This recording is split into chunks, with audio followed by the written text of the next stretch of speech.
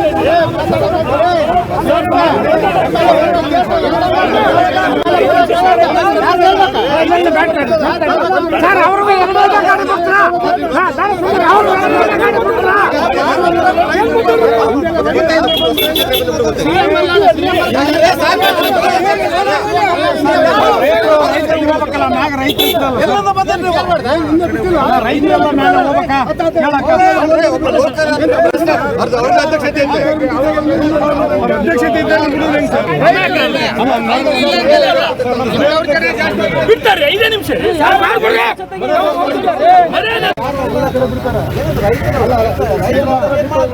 ಬಿಡ್ತಾರೆ 5 ನಿಮಿಷ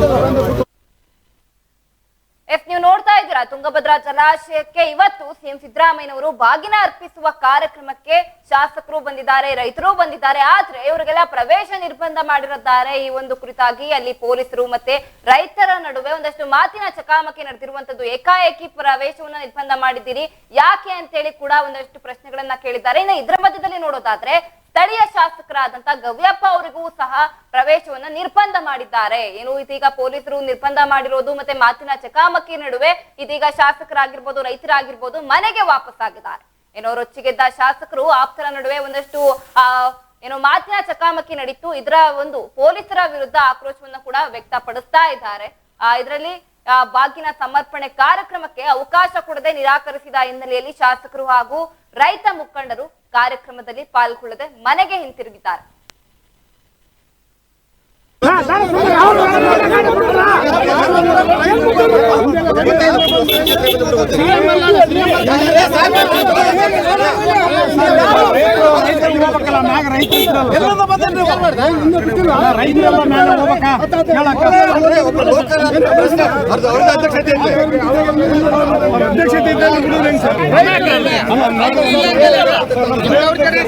ಬಿಡ್ತಾರೆ 5 ನಿಮಿಷ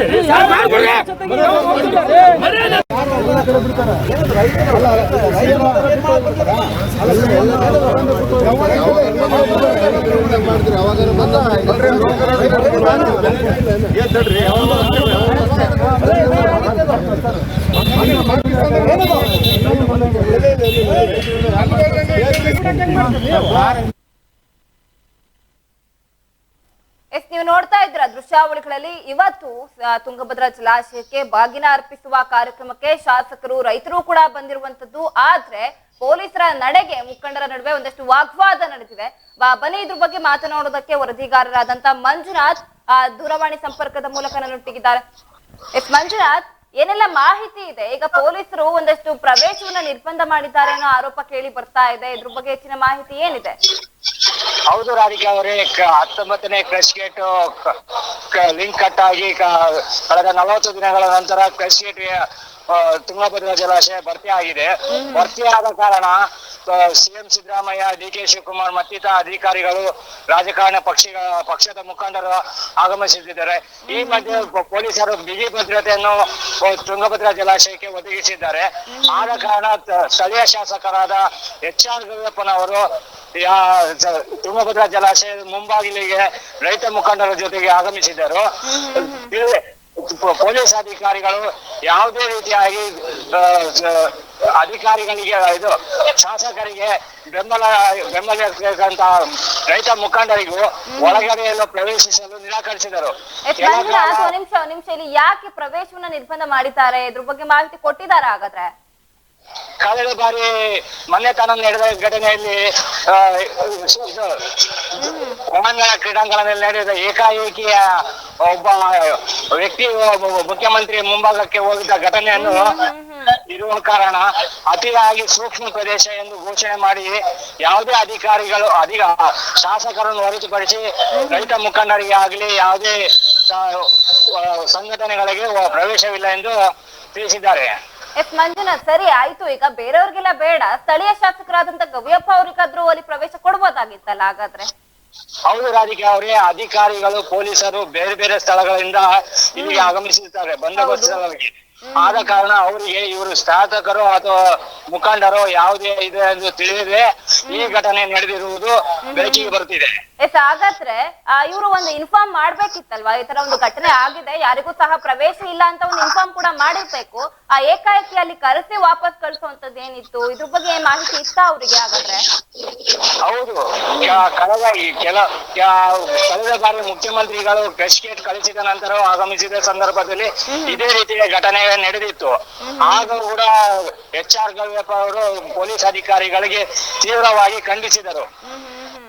ಈಗೂ ಅದೇ ರೀತಿಯಾದ ಘಟನೆಯಾಗಿ ತುಂಗಭದ್ರಾ ಜಲಾಶಯ ಭರ್ತಿ ಆದ ಹಿನ್ನೆಲೆಯಲ್ಲಿ ಸಂತೋಷದ ಸುದ್ದಿ ಆದ ಬಾಗಿನ ಸಮರ್ಪಣೆ ರೈತರಿಗೆ ಅನುಕೂಲ ಆಗುತ್ತದೆ ಎಂದು ಆಗಮಿಸಿದ ರೈತರಿಗೂ ಪ್ರವೇಶವನ್ನು ನಿರಾಕರಿಸಿದ ಕಾರಣಕ್ಕಾಗಿ ಸ್ಥಳೀಯ ಶಾಸಕರು ತಮ್ಮ ಬೆಂಬಲಿಗರೊಂದಿಗೆ ಮತ್ತೆ ಮನೆಗೆ ತೆರಳಿದ ಘಟನೆ ನಡೆಯಿತು. ಧನ್ಯವಾದಗಳು ಮಂಜುನಾಥ್, ತಮ್ಮೆಲ್ಲ ಮಾಹಿತಿಗಾಗಿ. ಇಫೇನು ತುಂಗಭದ್ರಾ ಜಲಾಶಯಕ್ಕೆ ಬಾಗಿನ ಅರ್ಪಿಸುವಂತ ಕಾರ್ಯಕ್ರಮಕ್ಕೆ ಶಾಸಕರು ಮತ್ತು ರೈತರು ಕೂಡ ಬಂದಿರ್ತಾರೆ. ಆದ್ರೆ ಪ್ರವೇಶ ನಿರ್ಬಂಧ ಆಗಿರುತ್ತೆ. ಪೊಲೀಸರ ನಡೆಗೆ ಮುಖಂಡರು ಇದೀಗ ವಾಗ್ವಾದವನ್ನ ವ್ಯಕ್ತಪಡಿಸ್ತಾ ಇದ್ದಾರೆ. ಒಂದಷ್ಟು ವಾಗ್ವಾದ ನಡೀತು. ಯಾಕೆ ಪ್ರವೇಶ ಕೊಡ್ತಾ ಇಲ್ಲ ನಮ್ಗೆ ಅನ್ನುತ್ತಾ ಹೇಳಿ.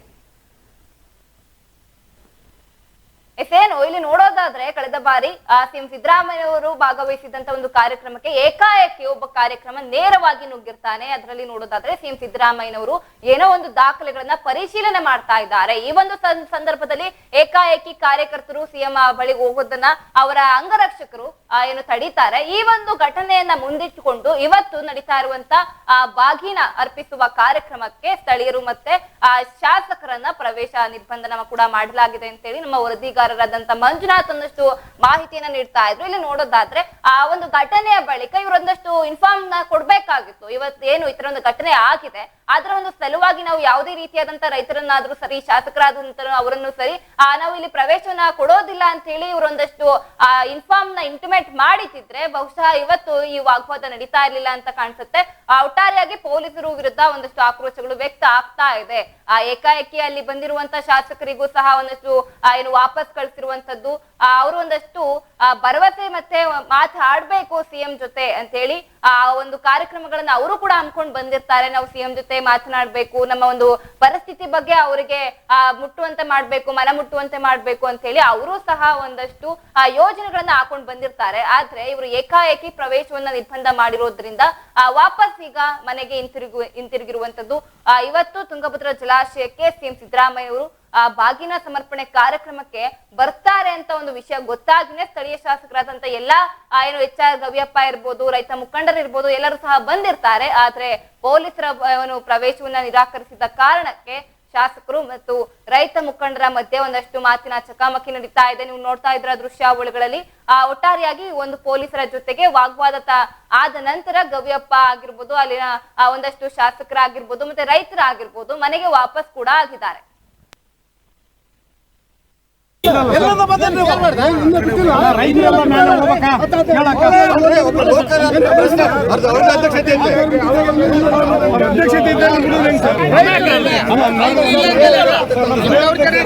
ಬಿಡ್ತಾರೆ 5 ನಿಮಿಷ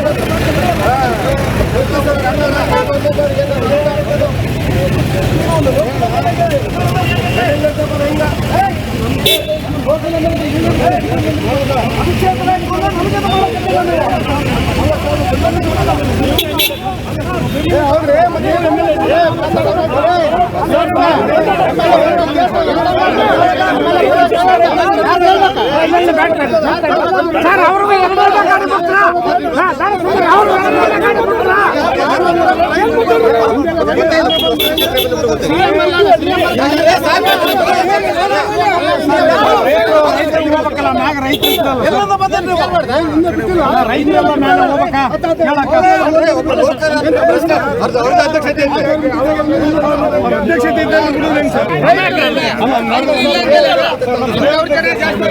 5 ನಿಮಿಷ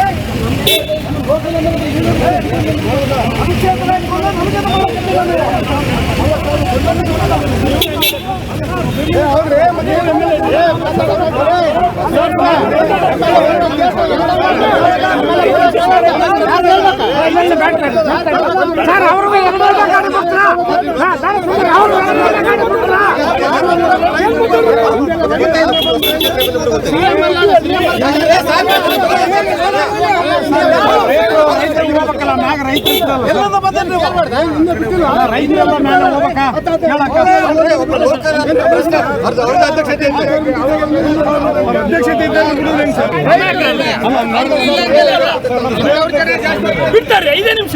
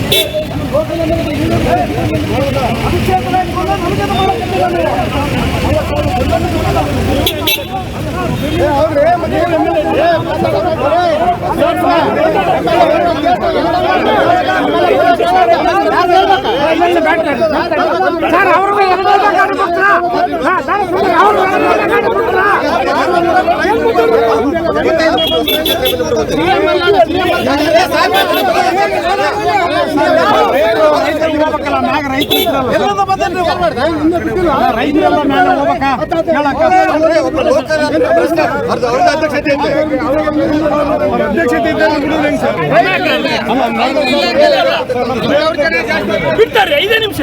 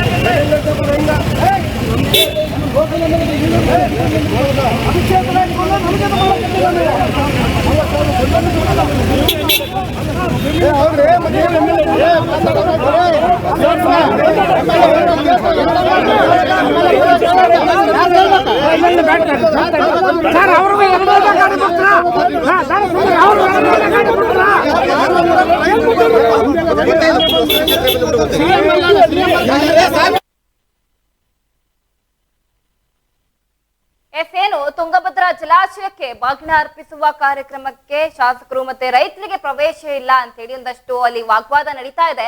ಬನ್ನಿ ಇದ್ರ ಬಗ್ಗೆ ಅಲ್ಲಿನ ರೈತರಾದಂತಹ ಗೋಣಿ ಬಸಪ್ಪ ರಾಜ್ಯ ಕಾರ್ಯಾಧ್ಯಕ್ಷರು ಕೂಡ ದೂರವಾಣಿ ಸಂಪರ್ಕದ ಮೂಲಕ ನನ್ನೊಟ್ಟಿಗಿದ್ದಾರೆ. ಗೋಣಿ ಬಸಪ್ಪ ಅವರೇ, ನೀವು ಕೂಡ ಒಂದು ಸಂದರ್ಭದಲ್ಲಿ ಇದ್ರಿ ಅಂತ ಕಾಣಿಸುತ್ತೆ. ಏನಕ್ಕೆ ಅಲ್ಲಿ ಪೊಲೀಸರು ಪ್ರವೇಶವನ್ನ ನಿರ್ಬಂಧ ಮಾಡಿದ್ದಾರೆ, ಇದ್ರ ಬಗ್ಗೆ ಏನಾದ್ರು ಹೇಳಿದ್ರಾ? ಈಗ ನೋಡಿ ಮೇಡಮ್, ಈಗ ರಾಜ್ಯದ ಮುಖ್ಯಮಂತ್ರಿಗಳು ಬಾಗಿನ ಅರ್ಪಿಸಕ್ಕೆ ತುಂಗಭದ್ರಾ ಬಂದಿದ್ದಾರೆ. ಇಲ್ಲಿ ನಮ್ಮ ಜಿಲ್ಲೆಯ ಕೆಲವು ಸಮಸ್ಯೆಗಳನ್ನ ಪ್ರತಿ ಸಾರಿ ಮುಖ್ಯಮಂತ್ರಿಗಳು ಬಂದ ಬರೀ ಒತ್ತಾಯ ಪತ್ರ ಕೊಡೋದಾಗಿದೆ ಹೊರತು ಸಮಸ್ಯೆ ಇತ್ಯರ್ಥ ಆಗ್ತಾ ಇಲ್ಲ. ಅಭಿವೃದ್ಧಿಯ ಹೆಸರಿನಲ್ಲಿ ರೈತರ ಭೂಮಿಯನ್ನ ಸರ್ಕಾರ ವಶಪಡಿಸಿಕೊಂಡು ಬೀಳ್ಬಿಡ್ತಾ ಇದೆ. ಅಲ್ಲಿಯ ರೈತರ ಕುಟುಂಬಗಳು ಇವತ್ತು ಬೀದಿ ಪಾಲಾಗ್ತಾ ಇದಾವೆ. ಅವ್ರಿಗೆ ಹಕ್ಕುಪತ್ರ ಕೊಡಿ ಅಂತಂದು ಹೇಳ್ತಾ ಇದೀವಿ. ಇವತ್ತಿಗೆ ಮೌನ ವಹಿಸಿದೆ ಸರ್ಕಾರ.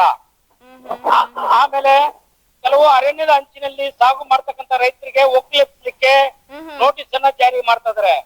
ಇನ್ನು ಕೆಲವು ಕಡೆ ಪಟ್ಟಣ ಪಂಚಾಯತಿ 3 ಕಿಲೋಮೀಟರ್ ವ್ಯಾಪ್ತಿ ಒಳಗಡೆ ಇದೆ, ನಿಮ್ಗೆ ಹಕ್ಕು ಪತ್ರ ಕೊಡಕ ಬರಲ್ಲ, ನಿಮ್ಗೆ ಹಕ್ಕು ಪತ್ರ ಕೊಡೋದಿಲ್ಲ, ನೀವು ಭೂಮಿಯನ್ನ ಬಿಟ್ಟು ಹೋಗ್ಬೇಕು ಅಂತ ಹೇಳಿ ಒಂದ್ ಕಡೆ ಮಾಡ್ತಾ ಇದೆ ಸರ್ಕಾರ. ನೋಟಿಸ್ ಕೂಡ ಜಾರಿಗೆ ಮಾಡ್ತಾ ಇದೆ.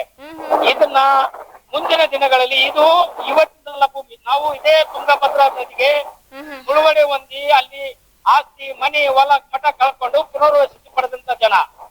ಆವಾಗ ಡ್ಯಾಮಿಗೆ ಮುಳುಗಡೆ ಹೊಂದಿರ್ತಕ್ಕಂತ ಸಂದರ್ಭದಲ್ಲಿ ಸರ್ಕಾರ ನಮಗೆ ಪ್ರತ್ಯೇಕವಾಗಿ ಭೂಮಿಯನ್ನ ತೋರಿಸಿತ್ತು.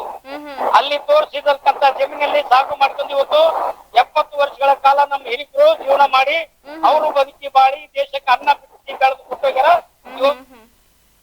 ನಮ್ ಕಡೆ ಜೀವನ ಮಾಡ್ತಾರೆ.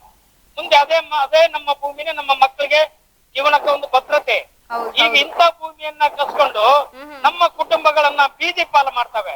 ಈಗ ಕಾರ್ಖಾನೆಗಳಲ್ಲಿ ನಮ್ಗೆ ಉದ್ಯೋಗ ಕೊಡ್ತೀವಿ ಅಂತಂದು ಹೇಳಿ ಇವತ್ತು ಉದ್ಯೋಗದ ಭರವಸೆಯನ್ನ ನೀಡಿ ಒಂದು ಕುಟುಂಬಕ್ಕೆ ಒಂದು ಉದ್ಯೋಗ ಅಂತಾರೆ, ಒಂದು ಕುಟುಂಬಕ್ಕೆ ಒಂದು ಉದ್ಯೋಗ ಕೂಡ ಸಿಗ್ತಾ ಇಲ್ಲ.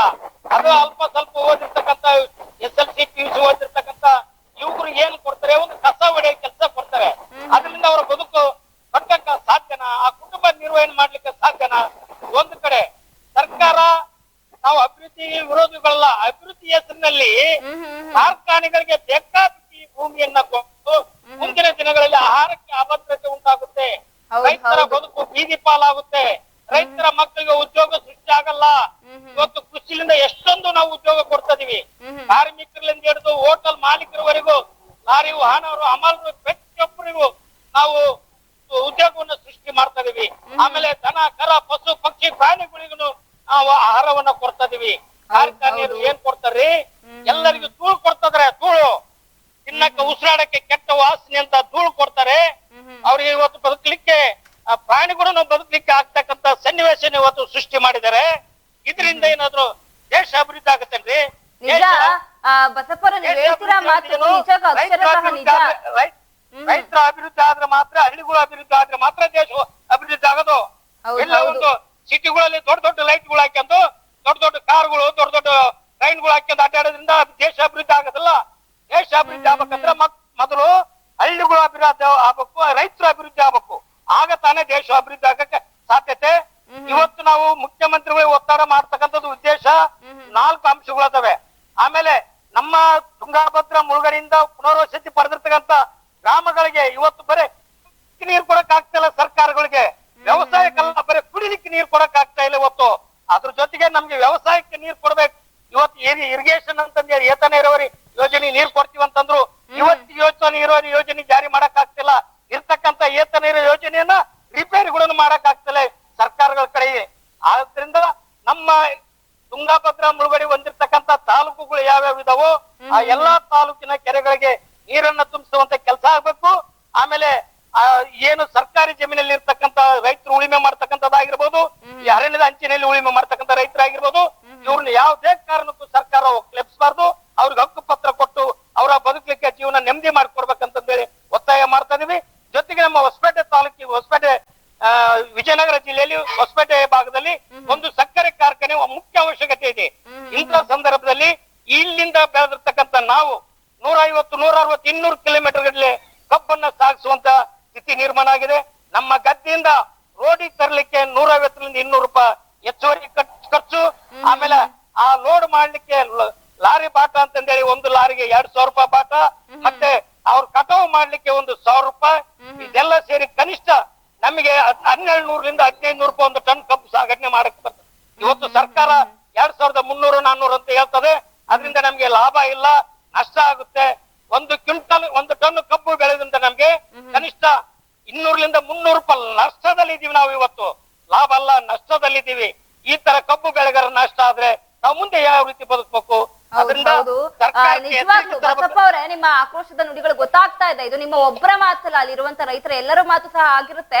ಈಗ ಪೊಲೀಸರು ಏನ್ ಹೇಳಿದ್ರು? ಸಿಎಂ ನ ಭೇಟಿ ಮಾಡೋದಕ್ಕೆ ನಿರಾಕರಿಸಿದ್ದಾರೆ. ಪೊಲೀಸರು ಹೇಳಿದ್ರು ಅಂತ ಇಲ್ಲಿ ಸಮಸ್ಯೆ ನ್ಯೂಸೆನ್ಸ್ ಕ್ರಿಯೇಟ್ ಆಗುತ್ತೆ.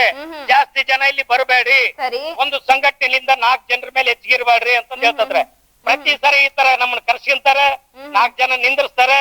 ಒಂದು ಅವ್ರು ಬರ್ತಾರೆ, ಒಂದು ಬ್ಯಾರಿಕೇಡ್ ಹಾಕಿರ್ತಾರ, ಆ ಬ್ಯಾರಿಕೇಡ್ ನಾಗ ಬರ್ತಾರೆ, 2 ನಿಮಿಷ ನಿಂದಿರ್ತಾರೆ, ಲೆಟರ್ ಇಸ್ಕೊಂಡು ಹೋಗ್ತಾರೆ. ಹೌದು, ನಮ್ಮ ಸಮಸ್ಯೆಗಳು ಏನು, ಆದ್ರ ತಾವೇನ್ ಕ್ರಮ ವಹಿಸ್ತಾರೆ ಅನ್ನೋದು ಅವರು ಭರವಸೆ ಕೂಡ ನಮ್ಗಿಲ್ದಂಗ ಆಗೈತಿ ಇವತ್ತು. ಏನ್ ಮಾಡ್ತೀರಿ ಇವಾಗ? ಒಂದಷ್ಟು ಭರವಸೆ ಹೊರಟೋಗಿದೆ, ನಂಬಿಕೆ ಹೊರಟೋಗಿದೆ ಅಂತ ಹೇಳ್ತಾ ಇದ್ದೀರಿ. ಮುಂದಿನ ದಿನಗಳಲ್ಲಿ ಪ್ರತಿಭಟನೆ ಮಾಡ್ತೀರಾ ಹಾಗಾದ್ರೆ ಇದಕ್ಕೆ ಸಂಬಂಧಪಟ್ಟ? ಈಗ ಇವತ್ತು ಒಂದಿನ ಸಾಂಕೇತಿಕವಾಗಿ ಅವ್ರು ಏನು 8 ಜನರಿಗೆ ಅವಕಾಶ ಕೊಡ್ತಾರ ನೋಡ್ತೀವಿ. ಆ 8 ಜನರ ನಿಯೋಗದ ತಗೊಂಡೋಗಿ ಅವ್ರ ಜೊತೆ ಚರ್ಚೆ ಮಾಡ್ತೀವಿ. ಅವ್ರಿಗೆ ನೇರವಾಗಿ ಎದುರಿಗೆ ಹೇಳ್ಬಿಡ್ತೀವಿ, ಮುಂದಿನ ಸಾರಿ ನೀವೇನಾರು ವಿಜಯನಗರ ಜಿಲ್ಲೆಗೆ ಬಂದರೆ ನಮ್ಮ ಸಮಸ್ಯೆಗಳಿಗೆ ಸರಿಯಾದಂತ ಉತ್ತರ ಜಿಲ್ಲಾಡಳಿತಕ್ಕೆ ಕೊಟ್ಟು ಬರ್ಬೇಕು ನೀವು. ಇಲ್ಲಂದ್ರೆ ಮುಂದಿನ ದಿನಗಳಲ್ಲಿ ಸರ್ಕಾರದ ವಿರುದ್ಧ ಮತ್ತೆ ಉಗ್ರವಾದಂತ ಹೋರಾಟ ಮಾಡ್ಬೇಕಾಗುತ್ತಂತಂದ್ರೆ ಸರ್ಕಾರಕ್ಕೆ ಎಚ್ಚರಿಕೆ ಕೊಡ್ತೀವಿ ಮೇಡಮ್. ಈಗ ಎಷ್ಟು ಜನ ಒಳಗಡೆ ಬಿಟ್ಟಿದ್ದಾರೆ ಹಾಗಾದ್ರೆ? ಇನ್ನು ಯಾರನ್ನು ಬಿಟ್ಟಿಲ್ಲ ಮೇಡಮ್, ನಾವೆಲ್ಲರೂ ಇನ್ನು ಗೇಟ್ ಹೊರಗಡೆಗೆ ನಿಂತಿದ್ದೀವಿ. ನಮ್ಮ ರಾಜ್ಯದ ಗೌರವಾಧ್ಯಕ್ಷ ಚಾಮರಾಜ್ ಮಾಲಿ ಪಾಟೀಲ್ರು ಬಂದಿದ್ದಾರೆ. ನಮ್ಮ ಜಿಲ್ಲೆಯ ಎಲ್ಲಾ ಪದಾಧಿಕಾರಿಗಳು, ವಿಜಯನಗರ ಜಿಲ್ಲೆಯ ಎಲ್ಲಾ ತಾಲೂಕು ಅಧ್ಯಕ್ಷರು ಮತ್ತು ಜಿಲ್ಲಾ ಪದಾಧಿಕಾರಿಗಳು ಇದೆಲ್ಲ ಸೇರ್ಕೊಂಡಿದ್ದೀವಿ ಮೇಡಮ್. ನೋಡೋಣ ಸರ್ಕಾರ ಪೊಲೀಸ್ ಇಲಾಖೆ ಮುಖಾಂತರ ಯಾವ ರೀತಿ ನಡ್ಕೊಳ್ತದೆ ಅನ್ನೋದು ನೋಡೋಣ. ಆದ್ರೆ ಈ ತರದ ರೈತ ವಿರೋಧಿ ನೀತಿನ ಯಾವುದೇ ಅಧಿಕಾರಿಗಳಾಗ್ಲಿ ಸರ್ಕಾರಗಳಾಗ್ಲಿ ಮಾಡಿದ್ರೆ ನಾವು ಸುಮ್ನೆ ಕೂರಕ ತಯಾರಿಲ್ಲ. ರೈತರ ಏನು ಮಾಡ್ಬೇಕನ್ನೋದನ್ನ ಮುಂದಿನ ದಿನಗಳಲ್ಲಿ ತೋರಿಸ್ಕೊಡ್ತೀವಿ. ಅದನ್ನ ಈ ಸದ್ಯಕ್ಕೆ ನೋಡೋಣ, ಅದೇನು ಆಡಳಿತ ಏನ್ ಮಾಡ್ತತಿ ನೋಡ್ತೀವಿ. ಧನ್ಯವಾದಗಳು ಗೋಣಿ ಬಸಪ್ಪ ಅವರ, ಇಷ್ಟೊತ್ತು ಇಡನ್ಸ್ ನ್ಯೂಸ್ ಜೊತೆ ಮಾತನಾಡಿದಕ್ಕೆ. Thank you madam, thank you. ಏನೋ ಕೇಳಿಸ್ಕೊಂಡ್ರಲ್ಲ, ಆ ಗೋಣಿ ಬಸಪ್ಪ ಅವರು ಎಷ್ಟೆಲ್ಲ ಆಕ್ರೋಶದ ನುಡಿಗಳನ್ನ ಮಾತನಾಡ್ತಾ ಇದ್ರು ಅಂತ ಹೇಳಿ. ಇದು ಬರೀ ಅವರೊಬ್ಬರ ಮಾತಲ್ಲ, ಅಲ್ಲಿರುವಂತ ಪ್ರತಿಯೊಬ್ಬ ರೈತರ ಮಾತುಗಳಾಗಿರುತ್ತೆ. ಈಗ ಏನು ಪೊಲೀಸರು ಒಂದಷ್ಟು ತಡೆ ಆಗ್ತಾ ಇರ್ಬೋದು, ಅಲ್ಲೊಂದು ಒಂದಷ್ಟು ನ್ಯೂಸೆನ್ಸ್ ಕ್ರಿಯೇಟ್ ಆಗುತ್ತೆ. ಏನು ಈ ಹಿಂದೆ ಕೂಡ ಒಂದು ಕಾರ್ಯಕ್ರಮದಲ್ಲಿ ಸಿಎಂ ಅವ್ರ ಹತ್ರ ಬೇಕಾಯಕ್ಕೆ ಒಬ್ಬ ಕಾರ್ಯದರ್ಶಿ ಹೋಗಿರುವಂತದ್ದು, ಇದೆಲ್ಲವನ್ನು ಕೂಡ ಮುಂದೆ ಇಟ್ಕೊಂಡು ಇವತ್ತಿನ ಒಂದಷ್ಟು ಸ್ಥಳೀಯ ಶಾಸಕರನ್ನಾಗಿರ್ಬೋದು ಅಥವಾ ಸಂಬಂಧಪಟ್ಟ ರೈತರನ್ನಾಗಿರ್ಬೋದು ಇವಾಗ್ಲೂ ಸಹ ಕಾಯಿಸ್ತಾ ಇದ್ದಾರೆ. ಅವರು ಸಹ ಏನು ಕಾಯ್ತಾ ಇದ್ದಾರೆ ಮುಂದಿನ ದಿನಗಳಲ್ಲಿ ಏನು ಇಷ್ಟು ದಿನ ನಮ್ಗೆ ಆಗಿರುವಂತ ತೊಂದರೆಗಳನ್ನ ಇವತ್ತು ನಾವು ಸಿಎಂ ಅವ್ರ ಹತ್ರ ಹೇಳಲೇಬೇಕು. ನಮ್ಗೆ ಆಗ್ತಾ ಇರುವಂತ ಅನ್ಯಾಯದ ಬಗ್ಗೆ ನಾವು ಅವರನ್ನ ಮಾತನಾಡ್ಲೇಬೇಕು. ನಮಗೆ ಆದಷ್ಟು ಬೇಗ ನ್ಯಾಯವನ್ನ ಒದಗಿಸ್ಕೊಡ್ಬೇಕು. ಈ ರೈತ ವಿರೋಧಿ ನೀತಿಯನ್ನ ಕೂಡ ನಾಶ ಮಾಡ್ಬೇಕು. ನಮ್ಗೆ ಆಗ್ತಾ ಇಲ್ಲ, ತುಂಬಾ ತೊಂದರೆ ಆಗ್ತಾ ಇದೆ. ರೈತರ ಮಕ್ಕಳು ರೈತರಾಗಿ ಉಳ್ಕೋಬೇಕು. ಏನು ಒಂದಷ್ಟು ಸೆಕೆಂಡ್ PUC ಒಂದಷ್ಟು ಉದ್ಯೋಗ ಅವಕಾಶಗಳನ್ನ ಕೊಡ್ತೀವಿ ಅಂತ ಹೇಳ್ತಾ ಇದ್ದೀರಿ, ಆದ್ರೆ ನಮ್ಗೆ ಅದು ಬೇಡ. ನಮ್ಗೆ ಕೊಡೋದನ್ನ ಮಾತ್ರ ಕೊಡಿ, ಅದ್ರಲ್ಲೇ ನಾವು ಜೀವನವನ್ನ ಇಟ್ಕೊಳ್ತೀವಿ ಅಂತ ಹೇಳಿ ಆ ಒಂದಷ್ಟು ಆಕ್ರೋಶಿತ ನುಡಿಗಳನ್ನ ಕೂಡ ಮಾಡ್ತಾ ಇರುವಂತದ್ದು ನೋಡ್ತಾ ಇದ್ದೀರಾ ನೀವು. ತುಂಗಭದ್ರಾ ಜಲಾಶಯದ ಬಾಗಿನ ಕೊಡುವಂತ ಕಾರ್ಯಕ್ರಮಕ್ಕೆ ಎಷ್ಟೆಲ್ಲ ಅಲ್ಲಿ ರೈತರು ಬಂದಿರುವಂತದ್ದು ಮತ್ತೆ ಶಾಸಕರು ಕೂಡ ಬಂದಿದ್ದಾರೆ ಅಂತ ಹೇಳಿ ಒಟ್ಟಾರೆಯಾಗಿ ಇವರು ಬಂದಿರೋದು ಇವತ್ತು ನಾವು ಸಿಎಂ ಅವ್ರನ್ನ ಭೇಟಿ ಮಾಡ್ಲೇಬೇಕು. ನಮ್ಗೆ ಆಗ್ತಾ ಇರುವಂತ ಏನು ಈ ಹಿಂದೆ ಬರೀ ನಂಬಿಕೆ ಕೊಡ್ತಾ ಇದ್ದಾರೆ, ಭರವಸೆಯನ್ನ ಕೊಡ್ತಾ ಇದ್ದಾರೆ, ಮನವಿ ಪತ್ರಗಳನ್ನ ಇಸ್ಕೊಳ್ತಾ ಇದ್ದಾರೆ, ಅದ್ರೆಲ್ಲ ಬರೀ ವೇಸ್ಟ್ ಆಗ್ತಾ ಇದೆ. ಆದ್ರೆ ಇವತ್ತು ಮಾತ್ರ ನೀಡಿರುವಂತ ನಾವು ಪಣ ತೊಟ್ಟು ಬಂದಿದ್ದೀವಿ, ಇವಾಗ ಏನಾದ್ರೂ ನಮ್ಗೆ ಮೀಟ್ ಮಾಡೋಕ್ ಬಿಟ್ಟಿಲ್ಲ, ಸಿಎಂ ಅವರನ್ನ ಭೇಟಿ ಮಾಡೋಕ್ ಬಿಟ್ಟಿಲ್ಲ, ನಮ್ಮ ಅಹವಾಲುಗಳನ್ನ ಹೇಳೋದಕ್ ಬಿಟ್ಟಿಲ್ಲ ಅಂತ ಹೇಳಿದ್ರೆ ಮುಂದಿನ ದಿನಗಳಲ್ಲಿ ಉಗ್ರವಾದ ಹೋರಾಟವನ್ನ ಮಾಡ್ತೀವಿ ಅಂತ ಹೇಳಿ ಎಲ್ಲಾ ರೈತರು ಸಹ ಪಣ ತೊಟ್ಟಿರುವಂತದ್ದು ನೋಡ್ಬೇಕು ಯಾವ ರೀತಿ ಆಗುತ್ತೆ. ಮುಂದಿನ ದಿನಗಳಲ್ಲಿ ಇದು ಯಾವ ರೀತಿ ಆಯಾಮವನ್ನ ತೆಗೆದುಕೊಳ್ಳುತ್ತೆ. ಈಗ ಏನೊಂದಷ್ಟು ಮಾತಿನ ಚಕಮಕಿ ಕೂಡ ನಡೀತಾ ಇರುವಂತದ್ದು, ಯಾವ ರೀತಿ ಬಾಗಿನ ಸಮರ್ಪಣೆಯ ಅಲ್ಲಿ ಯಾವ ರೀತಿ ಕಾರ್ಯಕ್ರಮ ಆಗುತ್ತೆ ನೋಡ್ಬೇಕಾಗ್ತಾ ಇದೆ. ಒಟ್ಟಾರೆಯಾಗಿ ನೀವು ನೋಡ್ತಾ ಇದ್ರ ಸ್ಥಳೀಯ ಶಾಸಕರಿಗೆ ಪ್ರವೇಶ ನಿರಾಕರಿಸೋದಕ್ಕೆ ಯಾವ ರೀತಿ ಅಲ್ಲಿನ ಶಾಸಕರು ರುಚಿಗಿದ್ರು, ಮತ್ತೆ ರೈತರು ಏನೆಲ್ಲ ಮಾತನಾಡಿದ್ರು ಅಂತ ಇದಿಷ್ಟು ಈವರೆಗಿನ ಪ್ರಮುಖ ಸುದ್ದಿಗಳು. ಹೆಚ್ಚಿನ ಸುದ್ದಿಗಾಗಿ ನೋಡ್ತಾ ಇರಿ ಈಡನ್ಸ್ ನ್ಯೂಸ್. ನಿಮ್ಮೊಂದಿಗೆ ನಾವಿದ್ದೇವೆ.